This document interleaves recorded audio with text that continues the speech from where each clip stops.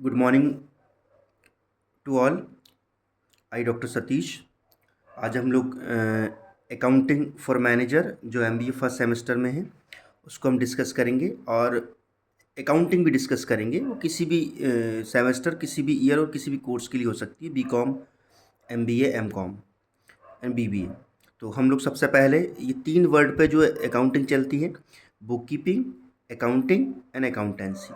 First हम देखेंगे book keeping क्या होता है, फिर अकाउंटिंग क्या होता है और अकाउंटेंसी क्या होता है। ठीक है, तो सबसे पहले हम बुक कीपिंग देखते हैं। सबसे जो फर्स्ट प्रोसेस होती है अकाउंटिंग की जो पहली प्रोसेस होती है, फर्स्ट जहाँ से अकाउंटिंग स्टार्ट होती है वो होती है book keeping. What is book keeping? तो आइडेंटिफिकेशन ऑफ ट्रांजेक्शन। बिजनेस में जो ट्रांजेक्शन्स होते हैं सबसे पहले उनको आइडेंटिफाई करना कि ये बिजनेस ट्रांजेक्शन है भी या नहीं।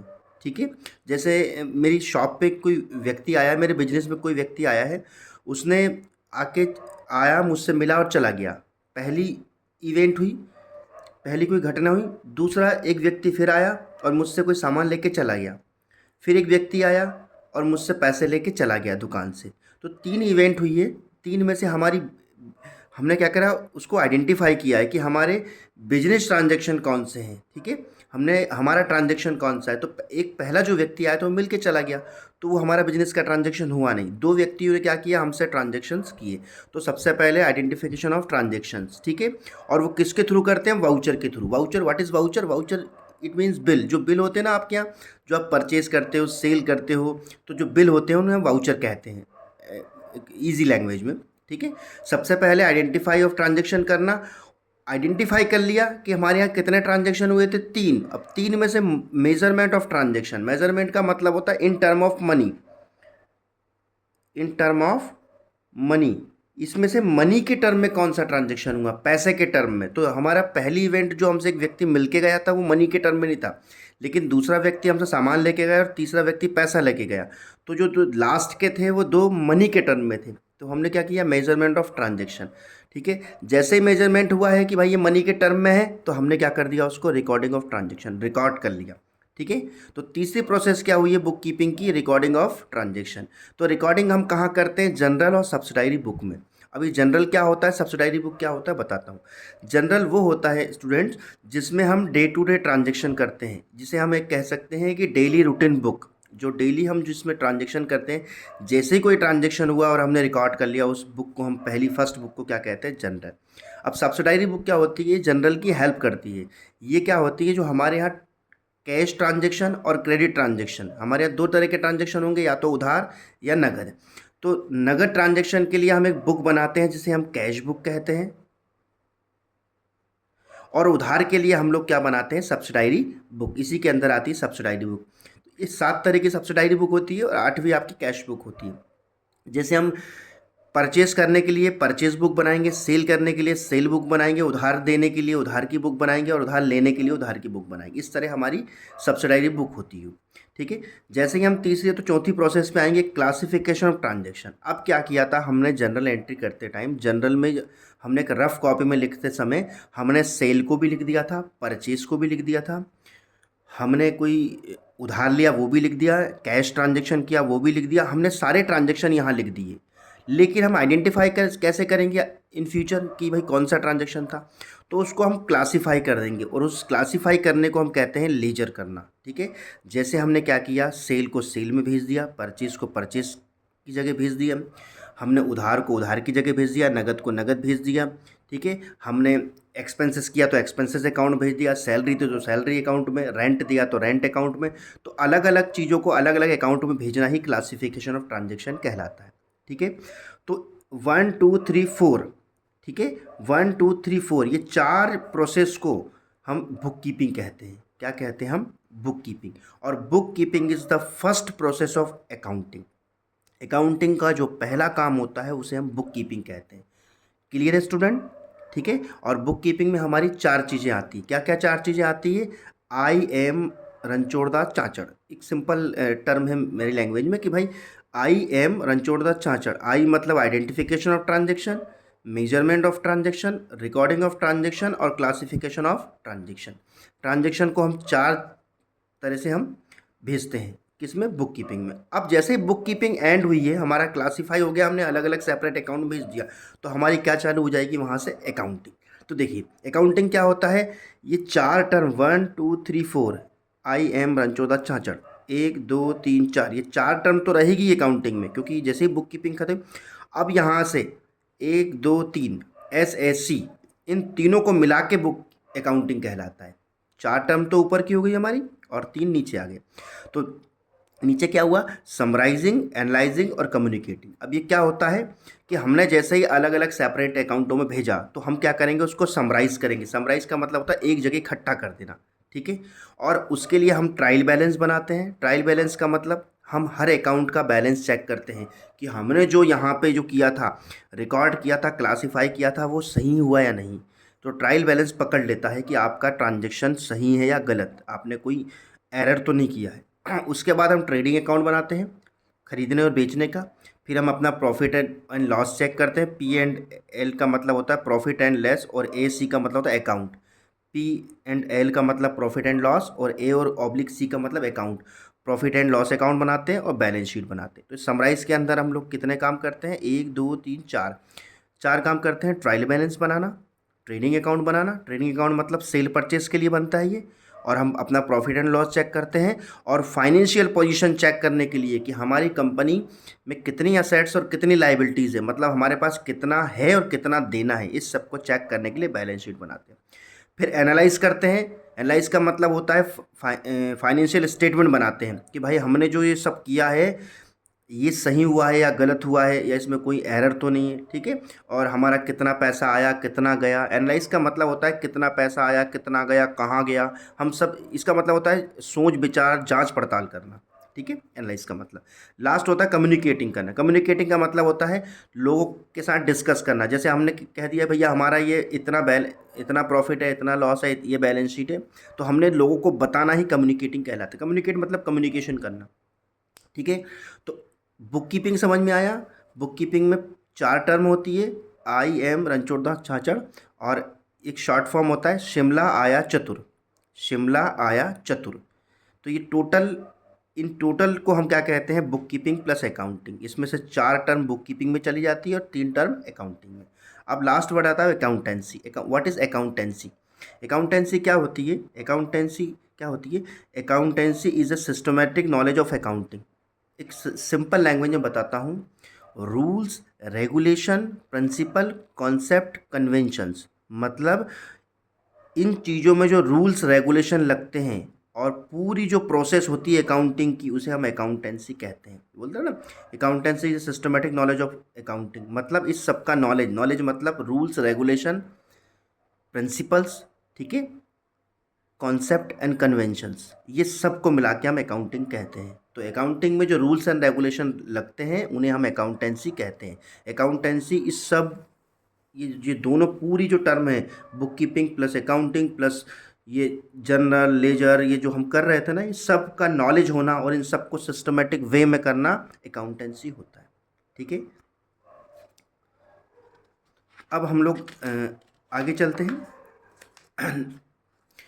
अब ध्यान रखना स्टूडेंट, हमारी जो अकाउंटिंग होती है वो 6 टर्म में चलती है। 6 वर्ड ही हमारी पूरी अकाउंटिंग होता है। 6 वर्ड, 1 2 3 4 5 6, 6 वर्ड में जो होती है हमारी पूरी अकाउंटिंग होती है।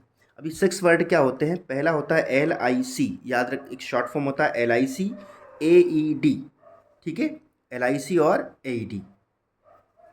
तो LIC में क्या होता है, ध्यान रखना स्टूडेंट, ये हमेशा क्रेडिट साइड रहती है और ये हमेशा डेबिट साइड होती है। अभी क्रेडिट डेबिट क्या होते हैं?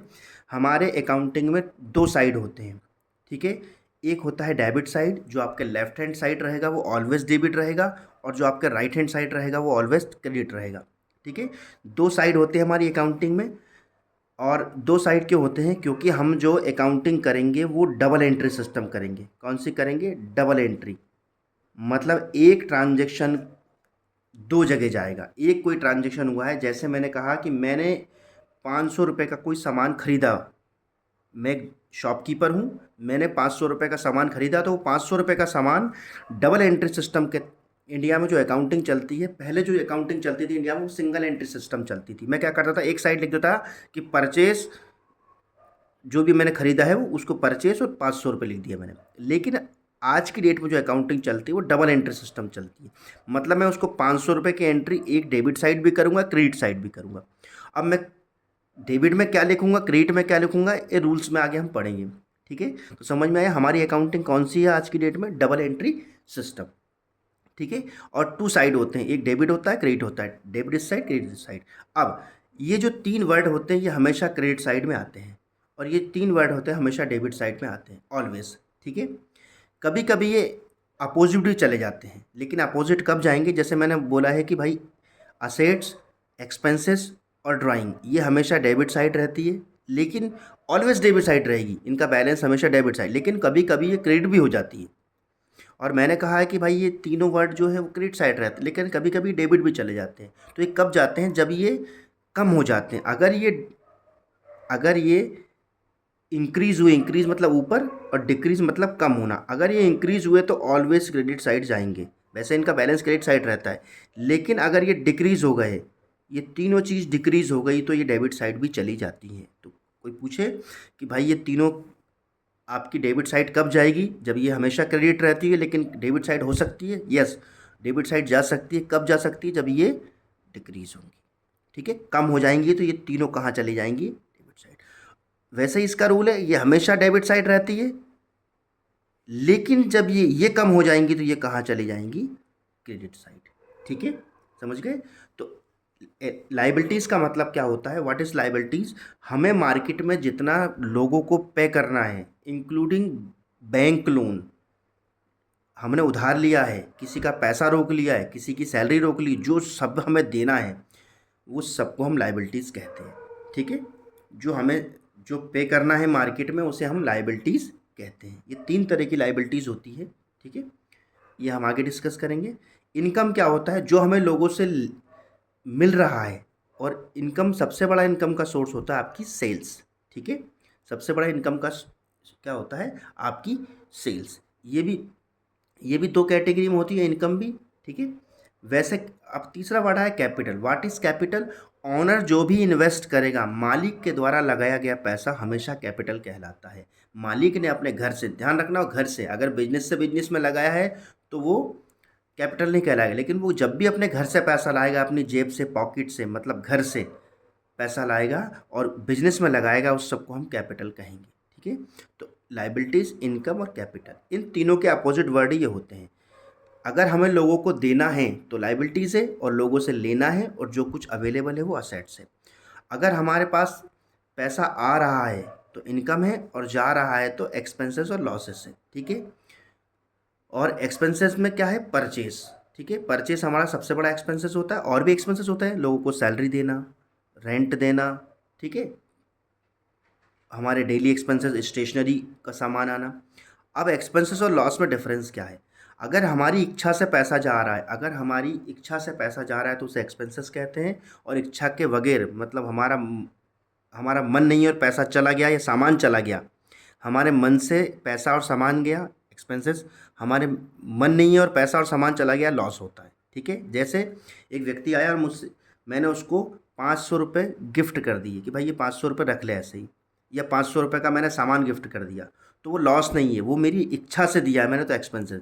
लेकिन एक व्यक्ति आया और रात में चोरी करके चला गया, तो वो मेरी इच्छा नहीं थी और वो मेरा सामान या पैसा ले गया, तो वो लॉस होता है। ठीक है, ध्यान रखना, इसका अपोजिट ये होता है, इसका अपोजिट ये होता है, और इसका अपोजिट ये होता है। अगर मालिक पैसा लगा रहा है तो कैपिटल, और निकाल रहा है तो ड्राइंग। मालिक के द्वारा निकाला गया, खुद के खर्चे के निकाला गया पैसा और सामान ड्राइंग कहलाता है। या तो मालिक पैसा निकाल लेता है, जैसे क्या हुआ कि ऑनर ने क्या किया कि अपने घर के लिए एक शर्ट ले गया अपने बच्चे के लिए, तो वो ड्राइंग कहलाएगा। अगर उसने पे कर दिया तो ड्राइंग नहीं है फिर वो। ठीक है, समझ गए, पे कर दिया तो ड्राइंग नहीं है। लेकिन अगर उसने अपने घर, अपने बच्चे के लिए कोई सामान उठा के ले गया तो वो ड्राइंग होता है।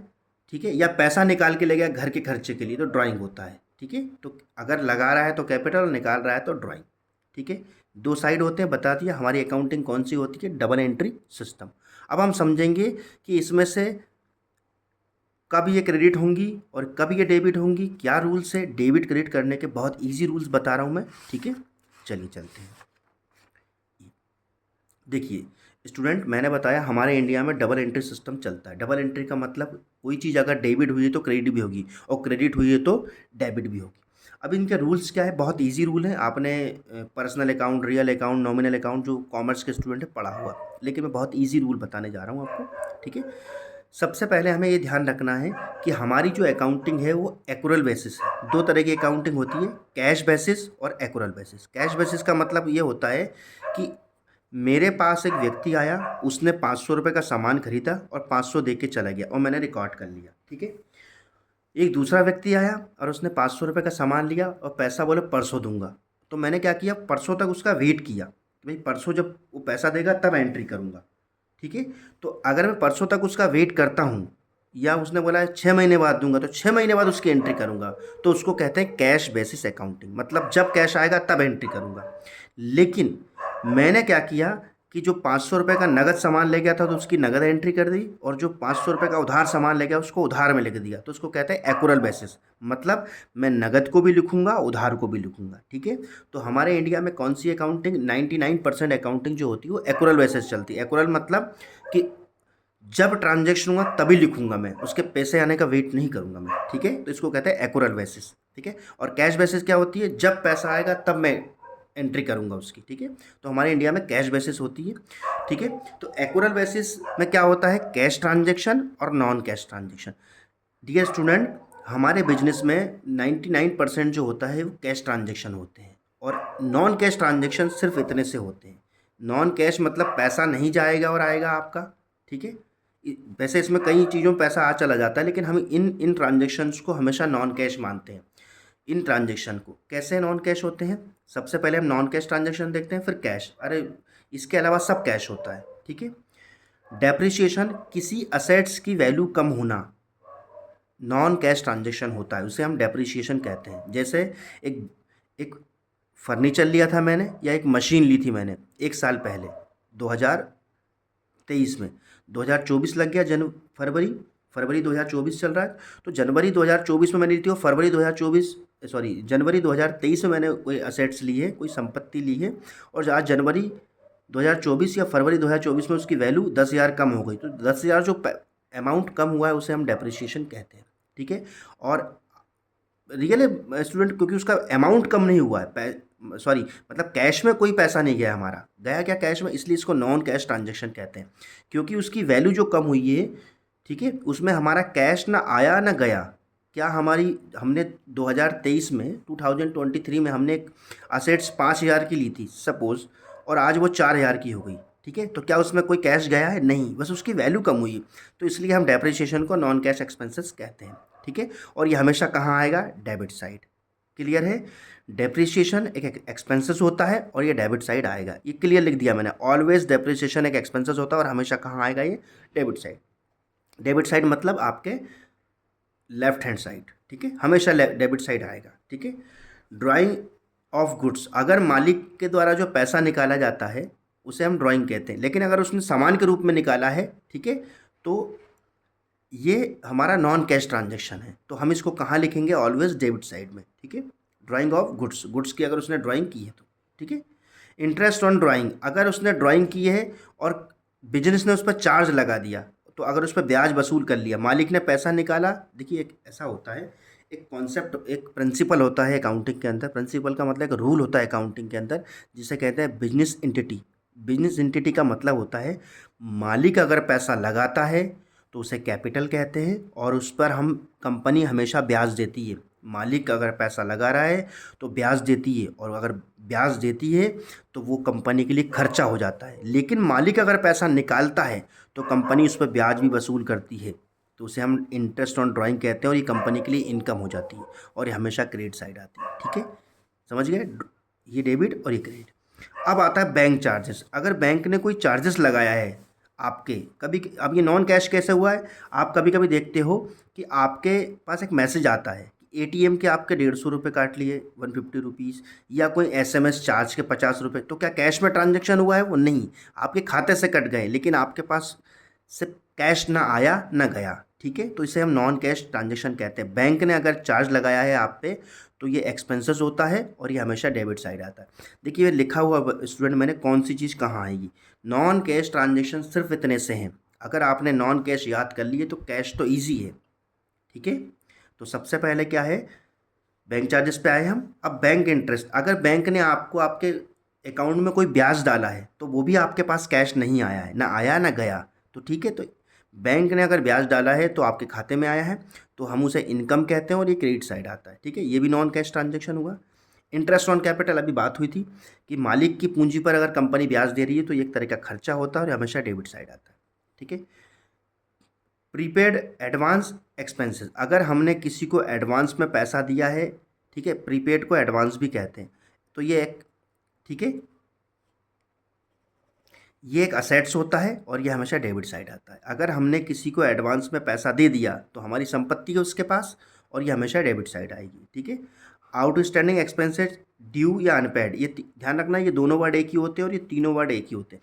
हमने किसी का पैसा ड्यू कर लिया, अनपेड मतलब किसी को पैसा नहीं दिया है, या आउटस्टैंडिंग कर लिया, इन तीनों कंडीशन में ये लाइबिलिटीज़ बन जाती है। हम किसी का पैसा रोक लेते हैं तो लाइबिलिटीज़, और हमारा कोई रोक लेता है तो असेट्स। ठीक है, तो आउटस्टैंडिंग एक्सपेंसेस मतलब जैसे क्या किया हमने, किसी का सैलरी रोक ली तो यहाँ क्या आएगा, आउटस्टैंडिंग सैलरी या ड्यू सैलरी या अनपेड सैलरी। तो सैलरी हमने ड्यू कर ली तो हमारी लाइबिलिटीज़ हो गई, वो क्रेडिट साइड आएगी। एक्रूड अर्नड और इनकम, ठीक है, एक्रूड या अर्न इनकम, एक्रूड इनकम या अर्नड इनकम मतलब हमने पैसा कमा लिया है लेकिन अभी तक रिसीव्ड नहीं हुआ है। ठीक है, इस एक्रूड और अर्न का मतलब होता है income earn but not received, मतलब हमने पैसा कहीं कमा लिया है, हमारा किसी के पास पैसा है लेकिन अभी तक क्या हुआ, वो आया नहीं है, तो हमारे लिए वो असेट्स होती है और डेबिट साइड आती है। क्लियर है कॉन्सेप्ट? ठीक है, अब अनएक्रूड अनअर्न्ड मतलब हमने किसी से एडवांस में, इसको एडवांस भी कहते हैं, एडवांस इनकम, इसको एडवांस इनकम भी कहते हैं, एडवांस इनकम। ठीक है, ठीक है, एडवांस इनकम भी कहते हैं। हमने किसी से इनकम में एडवांस में ले ली तो हमारे लिए वो लाइबिलिटीज़ बन जाती। मैंने क्या बोला था आपसे कि अगर जो लोगों को देना है वो लाइबिलिटीज़ और लेना है वो असेट्स, तो हमने क्या करा, एडवांस में इनकम ले ली, मतलब अन एक्रूड का मतलब होता है हमने कमाया नहीं और पैसा आ गया, मतलब हमने कोई मेहनत नहीं की और पैसा एडवांस आ गया। जैसे किसी से बोला भाई 5,000 एडवांस दे जा, सामान कल भेज दूंगा, तो हमारे लिए वो सामान जब तक नहीं गया तब तक वो लाइबिलिटीज़ है। ठीक है, तो ये लाइबिलिटीज़ होती है ये, और इसे हम क्रेडिट साइड लिखते हैं। तो ध्यान रखना, इतने ही और भी होते हैं लेकिन हमारे जो डेली इंपॉर्टेंट जो होते हैं वो ट्रांजेक्शन नॉन कैश ये होते हैं। अगर नॉन कैश ये है तो बाकी ट्रांजेक्शन काई में हो रहा है, कैश में, ऑलवेज कैश में चलता है। अब इसको, इसके रूल्स बता दिए मैंने कि अगर डेप्रिसिएशन है तो ये डेबिट होगा। अब मैंने क्या बोला, डबल एंट्री सिस्टम है। सर अगर ये डेबिट चला गया तो क्रेडिट क्या होगा, अगर ड्राइंग डेबिट चली गई तो क्रेडिट क्या होगी, अगर इंटरेस्ट ऑन ड्राइंग क्रेडिट में चली गई तो डेबिट में क्या होगा, क्योंकि डबल एंट्री सिस्टम है। सर अगर मैंने इसको अगर क्रेडिट डेबिट में लिखा है तो कुछ ना कुछ क्रेडिट होगा, अगर मैंने क्रेडिट में लिखा तो कुछ ना कुछ डेबिट भी होगा। तो क्या होगा, जिनसे इनका संबंध है वो ऑपोजिट साइड चले जाएंगे। ठीक है, मेरी बात समझ गए कि अगर डेप्रिसिएशन लगता काय पे है, हमेशा असेट्स पे, संपत्ति पे, तो अगर ये डेबिट चला गया तो क्रेडिट क्या होगा, इसकी असेट्स। जैसे मैंने बोला डेप्रिसिएशन ऑन फर्नीचर, तो ये डेबिट चला गया तो फर्नीचर कहाँ चला जाएगा, क्रेडिट। मैंने बोला ड्राइंग ऑफ गुड्स, अगर मान लीजिए ये डेबिट चला गया तो क्रेडिट क्या होगा, इसके क्या है, इसका संबंध किससे, ड्राइंग का, गुड्स से, तो गुड्स क्या चला जाएगा, क्रेडिट। मैं बोल रहा हूँ इंटरेस्ट ऑन ड्राइंग, अगर ये क्रेडिट चला गया तो डेबिट क्या जाएगा, इस इंटरेस्ट का संबंध किससे, ड्राइंग से। ध्यान रखना, रिलेशन यही लिखे हुए हैं इसके, रिलेशन जब आपका क्वेश्चन आएगा उसके साइड में रिलेशन होता है और इन सब के रिलेशन साइड में लिखे हुए हैं। तो जब ये यहाँ लिखा हुआ है ये डेबिट जाएगा, ये डेबिट जाएगा, ये क्रेडिट, ये डेबिट, ये क्रेडिट, ये डेबिट, अगर ये डेबिट क्रेडिट जा रहे हैं तो इनके अपोजिट वो जाएगा जिससे इसका रिलेशन होता है। अब मैं बताता हूँ, यहाँ सपोज ये एग्जांपल लेते हैं, मैंने बोला आउटस्टैंडिंग रेंट, आउटस्टैंडिंग रेंट, तो आउटस्टैंडिंग रेंट का मतलब क्या होता है, सर ये लाइबिलिटीज़ होती है, क्रेडिट साइड जाएगी। अगर ये क्रेडिट साइड जाएगी, डबल एंट्री सिस्टम ये कहता है सर कि अगर रेंट आउटस्टैंडिंग जो रेंट था आपका या आउटस्टैंडिंग सैलरी थी, अगर वो क्रेडिट साइड चली गई, ये क्रेडिट होता है, ये डेबिट होता है। मैं कह रहा हूँ कि मैंने क्या करा, ये लाइबिलिटीज़ जो हमारी थी आउटस्टैंडिंग रेंट, इसको मैंने अगर क्रेडिट साइड डाल दिया तो सर डेबिट क्या होगा, क्योंकि हमारा डबल एंट्री सिस्टम है तो डेबिट क्या होगा, इस आउटस्टैंडिंग का संबंध किससे, रेंट से, तो रेंट क्या हो जाएगा, डेबिट। ठीक है, क्लियर है। अब मैं दूसरी बात करता हूँ, चलो एक और उठाते हैं, कुछ बैंक चार्जेस, ये उठा लेते हैं। सपोज हमने बैंक चार्जेस कहाँ जाएगा ऑलवेज, सर ये खर्चा होता है, ये डेबिट साइड जाएगा, तो मैंने यहाँ लिख दिया बैंक चार्जेस। सर अगर ये डेबिट हुआ है, क्योंकि यहाँ रूल्स के अकॉर्डिंग ये डेबिट हुआ, बैंक चार्जेस एक्सपेंसेस और डेबिट हुआ है, तो सर क्रेडिट क्या होगा, तो इस बैंक चार्जेस का रिलेशन किससे है, ये लिखा हुआ रिलेशन साइड में, तो बैंक क्या हो जाएगा। बहुत इजी रूल है ये आपकी जर्नल एंट्री के। ठीक है, अब एक और एक लास्ट एग्जांपल लेते हैं। सपोज मैंने ले लिया प्रीपेड या एडवांस एक्सपेंसेस, है ना, मैंने काट दिया था, प्रीपेड या एडवांस एक्सपेंसेस। ठीक है, हमने किसी को प्रीपेड या एडवांस में एक्सपेंसेस कर दिए तो हमारे लिए असेट्स होती है और सर ये डेबिट साइड आती है, तो मैंने यहाँ लिख दिया प्रीपेड एक्सपेंसेस। सर ये डेबिट साइड लिख दिया, मैंने क्या बताया, डेबिट साइड आपके लेफ्ट हैंड होता है, क्रेडिट राइट हैंड होता है। अगर ये डेबिट चला गया तो सर इधर क्या जाएगा, जिससे इसका रिलेशन हो, तो एक्सपेंसेस का नाम क्या है, प्रीपेड एक्सपेंसेस। ठीक है, तो यहाँ नाम नहीं दिया तो इस प्रीपेड का रिलेशन किससे है, एक्सपेंसेस से।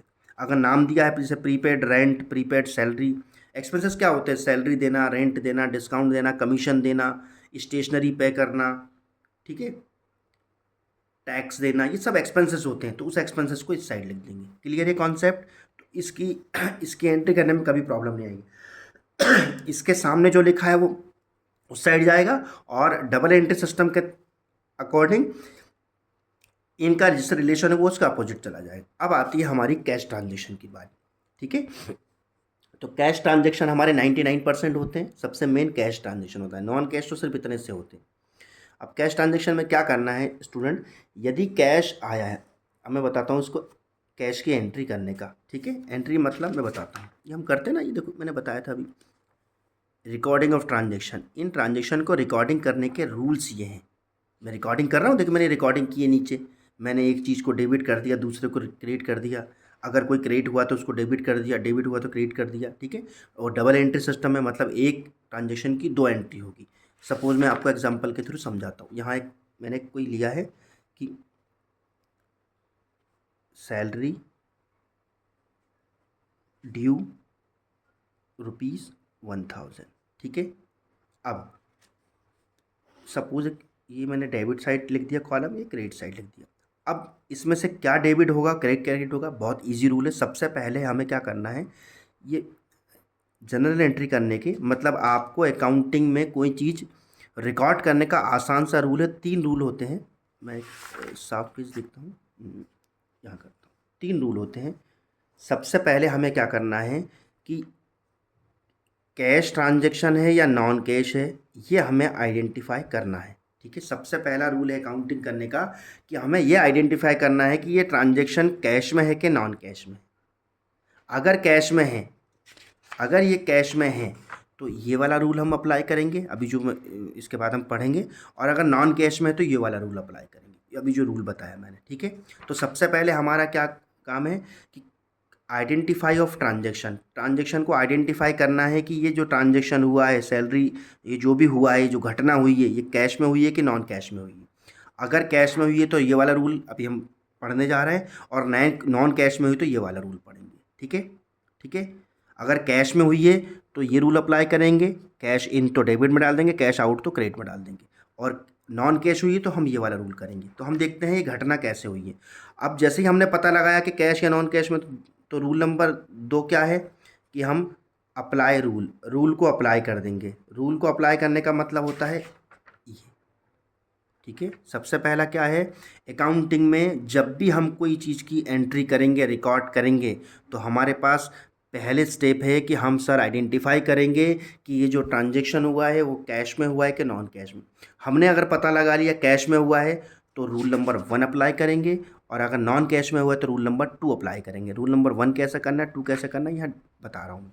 ठीक है, अप्लाई रूल करना है। ठीक है, और नंबर 3 है डबल एंट्री करना है, डबल एंट्री। ये 3 स्टेप अगर आपने कर ली तो कभी कोई एंट्री आपकी गलत नहीं होगी, कभी कोई ट्रांजेक्शन बिजनेस में गलत नहीं होगा। चलिए स्टेप करते हैं। हम आइडेंटिफाई करें कैश और नॉन कैश। अब देखिए सैलरी ड्यू, ड्यू का मतलब होता है रोक ली हमने किसी की, ठीक है। तो बताइए कैश है कि नॉन कैश? नॉन कैश है, क्योंकि हमारे पास से पैसा गया ही नहीं, तो हमारा नॉन कैश। और नॉन कैश है तो हमारे नॉन कैश कितने ट्रांजेक्शन होते हैं? ये इतने से सिर्फ। तो इसमें कहाँ आ रहा है? ये देखिए लिखा हुआ है, ये आउटस्टैंडिंग ड्यू, आउटस्टैंडिंग एक्सपेंसेस। तो कहाँ जाएगा सर? ये लाइबिलिटीज़ होती है, और ये कहाँ जाएगी? Credit side. तो देखिए आउटस्टैंडिंग, ये चाहे तो ड्यू लिख दो चाहे आउटस्टैंडिंग लिख दो, लेकिन हम अकाउंटिंग में ड्यू वर्ड की जगह आउटस्टैंडिंग, ध्यान रखना ड्यू और आउटस्टैंडिंग एक ही वर्ड होता है, ठीक है। तो हम इस ड्यू की जगह रिप्लेस किससे करेंगे? आउटस्टैंडिंग, और किसको? सैलरी को। तो हमने पहले स्टेप क्या करी सर? पता लगाया कैश या नॉन कैश। क्योंकि नॉन कैश क्यों है? क्योंकि देखिए ये लिखा हुआ है नॉन कैश में। अगर याद नहीं है तो ये 10 वर्ड ही याद कर लीजिए, सिर्फ 10 वर्ड है। हमने जैसे ही पता लगाया कैश था कि नॉन कैश, ठीक है, हमने क्या किया कि सबसे पहले ये स्टेप फॉलो की, ठीक है। फिर नंबर 2 अप्लाई रूल, रूल को अप्लाई कर दिया। अब डबल एंट्री करेंगे। अभी हमारी एक ही एंट्री हुई है, मतलब कोई चीज़ क्रेडिट हुई है। अब डेबिट क्या होगा? ये क्रेडिट हमने क्यों करी, किस बेस पे की है सर? ये लिखा हुआ है, ये देखिए आउटस्टैंडिंग, और ये देखिए साइड में लिखा हुआ है ये क्रेडिट, ये लिखा हुआ है साइड में क्रेडिट, ठीक है। मैं रूल पहले ही लिख चुका हूँ, ठीक है। चलिए अब हमने सर क्रेडिट तो कर दी है, अब डेबिट क्या होगा? मैंने क्या बोला? डेबिट इसके अपोजिट वही डलेगा, इसके ऑलवेज अपोजिट वो डलेगा जिससे इसका रिलेशन होगा। तो इस ड्यू का रिलेशन किससे है? सैलरी से। तो इसके इधर क्या डलेगा? सैलरी, ठीक है। अब कुछ कॉमर्स के स्टूडेंट को कहेंगे सर टू लगाना, बाय लगाना, ये बात का काम है। मैं सिर्फ एक ट्रांजेक्शन करना सिखा रहा हूँ कि कौन सी चीज़ किस बेस पे किधर जाएगी। तो देखिए हमने तीनों चीज़ अप्लाई कर दी। सबसे पहले कैश या non cash? Sir non cash. Apply rule, sir rule apply कर दिया हमने। ये रूल अप्लाई करने का मतलब ये किस साइड आएगा? डबल एंट्री, सर हमने डबल कर दी। आउटस्टैंडिंग सैलरी क्रेडिट साइड, और ये डेबिट साइड, ठीक है। अब आते हैं हम अगले। अब एक और ट्रांजेक्शन हुआ है बिजनेस, सपोज ये नंबर 2, नंबर 1 हुआ, नंबर 2, ठीक है। नंबर 2 क्या हुआ है? Salary pad ₹5,000। अब दूसरी हमारे बिजनेस में घटना हुई है कि हमने एक व्यक्ति को 5,000 सैलरी पैड कर दी। तो सबसे पहले फिर ये तीनों स्टेप फॉलो करेंगे। सबसे पहले कैश ट्रांजेक्शन के नॉन कैश। अगर सैलरी पैड हो गई ये 5,000 तो जाहिर सी बात है कैश गया हमारे पास से, कैश में ट्रांजेक्शन हुआ ना, पैड हो गया। पैड का मतलब ध्यान रखना, पैड और पेमेंट का मतलब ही कैश होता है, और रिसिप्ट का मतलब भी कैश होता है। अगर हमने रिसिप्ट किया मतलब कैश ही किया होगा ना, पैड क्या किया हमने? पैड मतलब पैसे ही गया होगा ना। तो ये हमारा कैश ट्रांजेक्शन है। तो हमने पहला रूल क्या अप्लाई कर दिया कि कैश के नॉन कैश। तो हमने कहा सर ये कैश ट्रांजेक्शन है, अगर कैश ट्रांजेक्शन है तो ये वाला रूल तो अप्लाई होगा नहीं, क्योंकि ये नॉन कैश के रूल है। अब आएगा रूल नंबर 1। रूल नंबर 1 क्या कहता है कि कैश और नॉन कैश हमने पता लगाया ये कैश ट्रांजेक्शन है। फिर अप्लाई रूल, अप्लाई रूल को अप्लाई कर दो। कैश अगर इन हुआ है तो डेबिट, और आउट हुआ है तो क्रेडिट। तो बताइए इसमें कैश इन हुआ कि आउट, पैसा आया कि गया? यदि हमने सैलरी पैड की है तो कैश क्या हो गया? आउट। और आउट हुआ है कैश, अगर आउट हुआ है कैश आउट तो क्रेडिट। तो कैश आउट हुआ है तो कहाँ चला जाएगा? कैश। और ध्यान रखना अकाउंट हमेशा लगता ही है, इनके आगे भी लगा लेना। मैं बाकी रूल बाद में पढ़ाऊंगा, मैं तो बेसिक टर्म सिखा रहा हूँ। अब सुनिए हमने क्या करा, कैश और नॉन कैश आइडेंटिफाई किया। इसके बाद हमने अप्लाई रूल कर दिया। रूल अप्लाई करने का मतलब होता है कि ये रूल लिखा हुआ है, कैश आउट हुआ है तो क्रेडिट साइड, कैश आउट हुआ है तो मैंने क्रेडिट साइड लिख दिया। अब तीसरा है डबल एंट्री होगी। सर डबल एंट्री होगी, इसका मतलब है अगर सर ये क्रेडिट हो गया है तो डेबिट भी कुछ ना कुछ होगा। तो डेबिट क्या होगा? फिर वही, इसका रिलेशन किससे? इस कैश का रिलेशन किससे? इस पूरे सेंटेंस में बताइए। सर इस कैश का रिलेशन सैलरी से है, ठीक है। तो सैलरी क्या हो जाएगी? डेबिट में, ठीक है। सैलरी अकाउंट क्या हो जाएगा? डेबिट से। क्लियर है कॉन्सेप्ट? कोई डाउट? ठीक है, बहुत इजी है। सबसे पहले क्या करना है आपको, इन दोनों में से एक आइडेंटिफाई करना है। जैसे ही आइडेंटिफाई कर तो अप्लाई रूल को अप्लाई कर देना है, ठीक है। अगर कैश ट्रांजेक्शन है तो रूल नंबर 1, और नॉन कैश है तो रूल नंबर 2, ठीक है। उसके बाद हमें डबल एंट्री करनी है। डबल एंट्री का मतलब, यदि सर अगर हमने जो रूल के अकॉर्डिंग वो चीज़ अगर डेबिट हुई है तो क्रेडिट उसका रिलेशन होगा। अगर कोई चीज़ क्रेडिट हुई है तो सर डेबिट कहाँ जाएगा, उसका रिलेशन। ठीक है, क्लियर है कॉन्सेप्ट। तो आज हम लोग फिर थोड़ा सा एक बार रिवीजन देख लेते हैं क्या हुआ। ये बेसिक टर्म था, यहीं से अकाउंटिंग स्टार्ट होती है। अकाउंटिंग में 3 वर्ड होते हैं, book keeping, accounting and accountancy. Book keeping क्या होता है सर, ये 4 वर्ड बुक कीपिंग होते हैं। सबसे पहले आइडेंटिफाई करना उस ट्रांजेक्शन को, उसका मेजरमेंट, मेजरमेंट का मतलब होता है उस वो पैसे में हुआ है या ऐसे ही कोई कोई मिल के चला गया मुझसे। मतलब मेजरमेंट का मतलब मैंने क्या बताया, मैं 2 घटनाएं बताता हूँ आपको। एक व्यक्ति आया और मुझसे मिल के और चला गया, पहली घटना मेरे बिजनेस में हुई है। दूसरा, एक व्यक्ति आया और मुझसे 5,000 रुपये का सामान लेके चला गया। तो 2 घटना हुई है। आइडेंटिफाई कर लिया मैंने मेरे यहाँ कितनी घटना हुई है, 2, लेकिन उसमें से मनी के टर्म में कौन सी हुई है, सेकंड वाली 5,000 वाली। तो हम पहली घटना को रिकॉर्ड ही नहीं करेंगे पूरे बिजनेस में, क्योंकि वो एक नॉर्मल इवेंट हुई है। ठीक है, उसका हमारे बिजनेस से मनी में, वो हमारी मनी में मेजरमेंट नहीं हुआ है। ठीक है, अगर वो उधार लेके चला गया तब भी तो मनी में मेजरमेंट हुआ ना उसका, कि भाई वो आया और सामान लेके चला गया, मतलब मनी कभी ना कभी तो आएगी। ठीक है, फिर रिकॉर्ड करना, फिर क्लासीफाई करना। तो ये 4 प्रोसेस को हम बुक कीपिंग कहते हैं। तो कोई पूछता है what is book keeping. Book keeping is the first process of accounting. Accounting की पहली प्रोसेस को बुक कीपिंग कहते हैं। अब जैसे ही बुक कीपिंग एंड हुई है तो ये 4 वर्ड तो रहेंगे, 3 और प्लस हो जाएंगे, तो इन 7 वर्डों को हम अकाउंटिंग कहते हैं। और इन दोनों में जो रूल्स एंड रेगुलेशन लगेंगे उसे हम अकाउंटेंसी कहते हैं। ठीक है, चलिए सेकंड चलते हैं। अकाउंटिंग में हमेशा 2 साइड होते हैं, एक डेबिट और एक credit. Double entry system accounting कर रहे हैं हम लोग।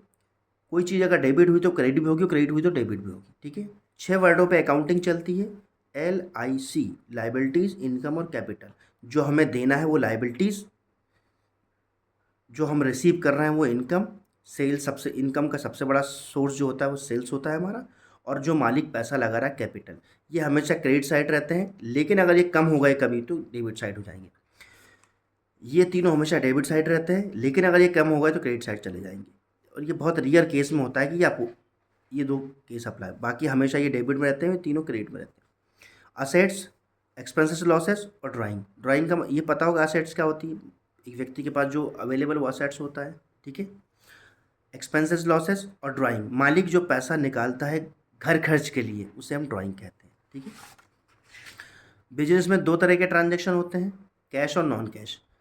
दोनों ट्रांजेक्शनों को मिला के जो अकाउंटिंग होती है हम कहते हैं, उसे कहते हैं एक्यूरल बेसिस अकाउंटिंग। मतलब कैश की एंट्री भी और नॉन कैश की एंट्री भी। लेकिन कोई भी बिजनेसमैन भारत इंडिया में, अगर कोई भी बिजनेसमैन इंडिया में अगर लेन देन को रिकॉर्ड तभी कर रहा है जब वो पैसा आ रहा है, तो हम उसे कैश बेसिस अकाउंटिंग कहते हैं। और मात्र ये 1% होती होगी, वो भी बहुत छोटा मोटा दुकानदार करता होगा। बाकी हमारे इंडिया में एक्यूरल बेसिस अकाउंटिंग चलती है, जिसमें कैश और नॉन कैश दोनों ट्रांजेक्शन रिकॉर्ड किए जाते हैं। ठीक है, अब स्टूडेंट इसको रिकॉर्ड करने के क्या नियम है सर। हम सबसे पहले 3 स्टेप फॉलो करेंगे रिकॉर्ड करने के लिए, किसी भी बिजनेस के ट्रांजेक्शन को रिकॉर्ड। अच्छा, इसके बाद जो भी अकाउंट्स बनेंगे वो सब इसी बेस पे चलेंगे। कौन सी चीज़ कहाँ जाएगी, ये 3 रूल बताएंगे।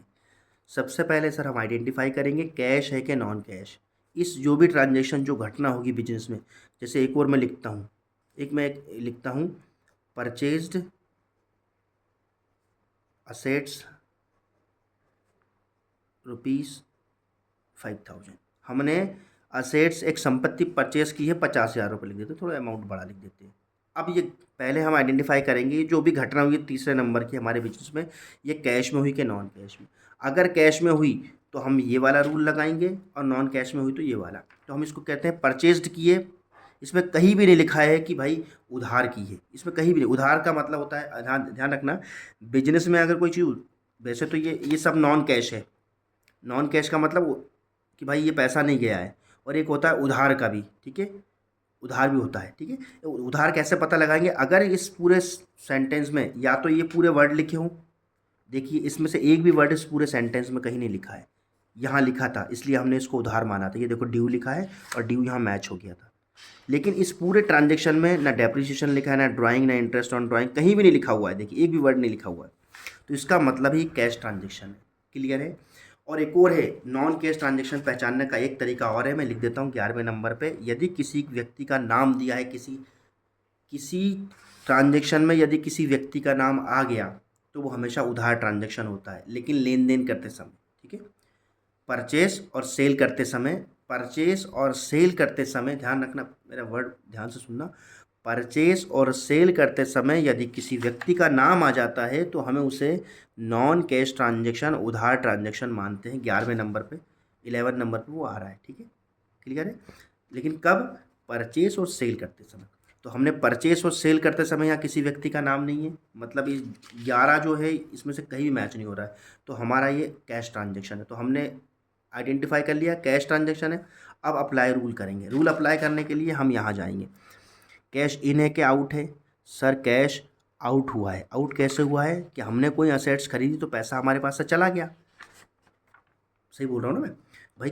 परचेस असेट्स, परचेस का मतलब क्या होता है? खरीदारी करना। और जब हम कोई चीज़ खरीदेंगे तो हमारे पास से पैसा जाएगा, और अगर पैसा जाएगा तो कैश आउट हुआ है। और आउट हुआ है तो देखिए कहाँ जाएगा? कैश अकाउंट चला गया। कैश अकाउंट क्यों लिखते हैं? मैंने बताया अकाउंट हर चीज़ के आगे लिखते हैं, ठीक है। कैश अकाउंट, ये क्रेडिट साइड चला गया। अब डेबिट क्या होगा? क्योंकि हमारा तीसरा सिस्टम क्या है सर? डबल एंट्री है। तो इस कैश का रिलेशन किससे है? बताइए, कैश का रिलेशन किससे है? असेट्स से। तो असेट्स क्या हो जाएगी? ठीक है, मैं फिर बता रहा हूँ कि हमें opposite side, double entry system में अपोजिट साइड वही डालना है जिससे उसका रिलेशन हो। जैसे यहाँ पे इस 5,000 का रिलेशन सैलरी से था, इस ड्यू का रिलेशन या सैलरी से था, इसलिए हमने डाल दिया। इस 50,000 का रिलेशन, कैश का रिलेशन असेट्स है। ठीक है, क्लियर है।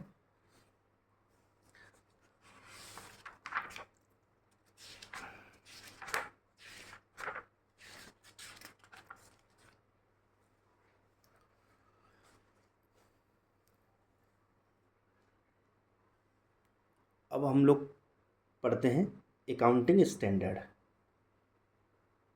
लास्ट टॉपिक है आज का। फिर हम अकाउंटिंग स्टैंडर्ड क्या होते हैं, ठीक है, कि जैसे एक सिंपल लैंग्वेज में समझ आता हूँ मैं। आपने 12th किया होगा या ग्रेजुएशन किया होगा, तो हमें पास होने के लिए 32 नंबर चाहिए होते हैं, ठीक है। पास होने के लिए 32 नंबर चाहिए होते हैं ना, या 34 भी है ना, जो भी है, कि एक स्टैंडर्ड बना दिया है एमपी बोर्ड ने या बरकतुल्ला विश्वविद्यालय ने कि भाई आपको पास होने के लिए 32 नंबर चाहिए। This is the standard. Standard मतलब एक लिमिट तय कर दी है। तो वैसे ही एक अकाउंटिंग का स्टैंडर्ड होता है कि भाई आपको हमारे अकॉर्डिंग, आपके अकाउंटिंग के जो अकाउंटिंग है जो हमारे अकॉर्डिंग करनी होगी। क्या होता है कि बिहार में एक व्यक्ति क्या कर रहा है? अपने हिसाब से अकाउंटिंग कर रहा है। एक व्यक्ति क्या कर रहा है कि मध्य प्रदेश में अलग अकाउंटिंग कर रहा है, राजस्थान में अलग कर रहा है। तो जब जो इंडिया का जो सबसे ऊपर हमारे इंडिया में होता है MCA, ministry of corporate affairs, ठीक है, सबसे ऊपर हमारे इंडिया में यही होता है बिजनेस में, मिनिस्ट्री ऑफ कॉरपोरेट अफेयर्स। तो इसको बड़ी दिक्कत आ रही है टैक्स लेते समय, क्योंकि एक व्यक्ति उसको असेट्स बोल रहा है, कोई उसे एक्सपेंसेस बोल रहा है, उसी चीज़ को कोई उसे कुछ और बोल रहा है, ठीक है। तो एक स्टैंडर्ड तय कर दिए कि आपको जो अपनी अकाउंटिंग है वो हमारे स्टैंडर्ड के थ्रू बनानी है, ठीक है। तो उन्होंने कुछ स्टैंडर्ड की हैं, 29 स्टैंडर्ड बना दिए थे, जिसमें से 2 बाद में रिमूव हो गए। तो आज की डेट में हमारे 27 अकाउंटिंग स्टैंडर्ड बचे हुए हैं। अकाउंटिंग स्टैंडर्ड का मतलब होता है, एक बताता हूँ कि भाई आप प्रॉफिट एंड लॉस अकाउंट बनाओगे तो हमारे अकाउंट अकॉर्डिंग बनाओगे, आप अगर बैलेंस शीट बनाओगे तो हमारे अकॉर्डिंग बनाओगे। This is standard. तो उनने 27 रूल्स एंड रेगुलेशन अपने आपके सामने रख दिए कि आप इस तरह बनाओगे, इस फॉर्मेट में बनाओगे। एक सिंपल सा मैं बताता हूँ, बहुत सिंपल सा अकाउंटिंग स्टैंडर्ड को, बहुत एक छोटी सी उसमें बता रहा हूँ ना, छोटी सी जगह लेके। क्या होता है कि ये देखिए, एक व्यक्ति ने क्या किया, एक कॉलम इस तरह बनाए, अमाउंट इस तरह बना। एक व्यक्ति ने क्या किया, अपने अकाउंटिंग स्टैंडर्ड इस तरह बनाए, उसने एक कॉलम इस तरह बना ली। एक एग्जांपल दे रहा हूँ, ठीक है। उसने क्या किया, एक पर्टिकुलर, मतलब उसने अपना जो भी साल भर में लेन देन हुआ है वो यहाँ लिखा, डेबिट, और ये क्रेडिट किया, ठीक है, उसने अपने बनाए। एक व्यक्ति ने क्या किया, ये पर्टिकुलर लिखा, ये डेबिट लिखा, सॉरी ये डेबिट कॉलम लिखा, और ये क्रेडिट कॉलम लिखा। फिर इसको particular amount, particular amount, particular. अब उस एक व्यक्ति ने क्या किया, इस फॉर्मेट में बनाया, एक व्यक्ति ने इस फॉर्मेट में। दोनों का सही है। एक ने क्या किया, कि डेबिट इधर रख दिया, क्रेडिट इधर रख दिया। एक ने क्या किया कि भाई पूरा एक साथ ट्रांजैक्शन और डेबिट की चीज़ डेबिट में, क्रेडिट में, तो इन दोनों ने अलग अलग बनाया। तो एमसीए जो है ये हमारा चार्टर्ड अकाउंटिंग जो इंडिया में सबसे ऊपर होता है, उसको बड़ी दिक्कत आई भाई, एक व्यक्ति ने इस फॉर्मेट में तैयार किया, एक ने इसमें किया। एक व्यक्ति ने क्या किया, उसने उसको असेट्स मान लिया, किसी ने उसको एक्सपेंसेस मान लिया, ठीक है, समझ रहे। किसी व्यक्ति ने क्या अलग तरह से। तो इंडिया में क्या किया, एमसीए ने एक अकाउंटिंग स्टैंडर्ड तय कर दिया कि भाई आप अपनी जो बुक ऑफ अकाउंट्स है या जो अकाउंटिंग है वो हमारे फॉर्मेट में ही तैयार करोगे और हमारे रूल्स के अकॉर्डिंग चलोगे, उसी को हम अकाउंटिंग स्टैंडर्ड कहते हैं, ठीक है। कि हमने जो रूल्स एंड रेगुलेशन तय कर दिए हैं, उस 27 रूल को, पहले 29 थे, 2 उसमें से विड्रॉ हो गए हैं, तो 27 बचे हुए हैं, विड्रॉ हो गए और वो मर्ज कर दिए गए, ठीक है। एक अकाउंटिंग स्टैंडर्ड 6 को विड्रॉ किया उन्होंने, 6 को उन्होंने शायद 9 के साथ मर्ज किया है और 8 को उन्होंने 26 के साथ मर्ज किया है, ठीक है, समझ गए। अब सबसे ऊपर इंडिया में हमारा एमसीए होता है, मिनिस्ट्री ऑफ कॉर्पोरेट अफेयर्स, ठीक है। फिर इसके नीचे होता है Indian chartered institute of chartered account of India, ICAI, ठीक है। इसके बाद ये होता है, इसके जस्ट नीचे ये काम करता है, चार्टर्ड अकाउंटेंट होता है, institute of chartered accountant of India, ठीक है, ICAI। सबसे ऊपर एमसीए होता है, फिर ICAI होता है, फिर ये ऑर्डर एक होता है ASB, अकाउंटिंग स्टैंडर्ड बोर्ड, ठीक है, ASB। तो हमारे क्या करता है कि पूरे जितने भी हमारे जो भारत में, इंडिया में जो बिजनेस चलता है, उसमें जितने भी रूल्स एंड रेगुलेशन है, जो भी नियम कायदे हैं, वो एमसीए तय करता है, ठीक है। फिर ये ऑर्डर तय करता है और बताता किसको, चार्टर्ड अकाउंटेंट को, जो हमारे इंडिया में चलता है, ठीक है। उसमें उसके अंदर भी एक बोर्ड आता है, अकाउंटिंग स्टैंडर्ड बोर्ड, ठीक है। इसको ये ऑर्डर देता है कि आप एक स्टैंडर्ड बनाइए। तो इसने क्या किया, इसने इसको ऑर्डर दिया, इसने इसको दे दिया, तो इसने उठा के 29 बना दिए। फिर इनको 2 समझ में नहीं आए, तो इनने कहा भाई 2 हटाओ, तो इसने 2 हटा दिए, तो 27 बना दिए, ठीक है। तो आज की डेट में इंडिया में कितने अकाउंटिंग स्टैंडर्ड है, 27, ठीक है। अब एक और चीज़ है, GAAP गैप,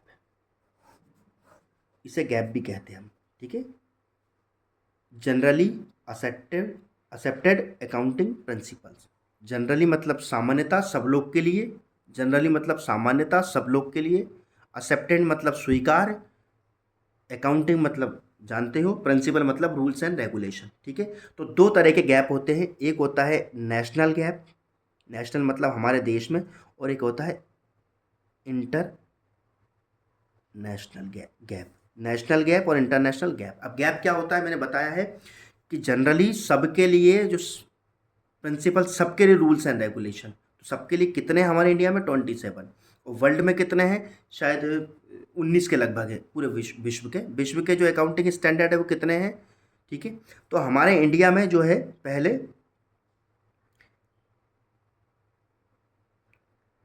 एस और IAS, अकाउंटिंग स्टैंडर्ड और इंटरनेशनल अकाउंटिंग स्टैंडर्ड, ये 2 वर्ड चलते थे पहले, लेकिन इसका नाम आज चेंज होकर IND-AS हो गया, इंडियन अकाउंटिंग स्टैंडर्ड, और इसको कहते हैं IFRS, ठीक है, इंटरनेशनल फाइनेंशियल रिपोर्टिंग सिस्टम, ठीक है। तो ये 2 तरह के हमारे यहाँ, पहले इसको AS बोला जाता था, AS मतलब अकाउंटिंग स्टैंडर्ड, अब क्या हो गया इसका नाम IND-AS, इंडियन अकाउंटिंग स्टैंडर्ड। पहले इसे IAS बोला जाता था, मतलब इंटरनेशनल अकाउंटिंग स्टैंडर्ड, आज की डेट में क्या है IFRS, international financial reporting system. ये क्या होते हैं, विश्व में 2 तरह के गैप होते हैं, एक तो खुद की कंट्री का होता है जिसे हम नेशनल गैप कहते हैं, और हमारे यहाँ नेशनल गैप का नाम पहले AS था, आज ये हो गया। इंटरनेशनल लेवल पे कितने क्या था, IAS था सर, और IFRS हो गया आज की डेट में, ठीक है।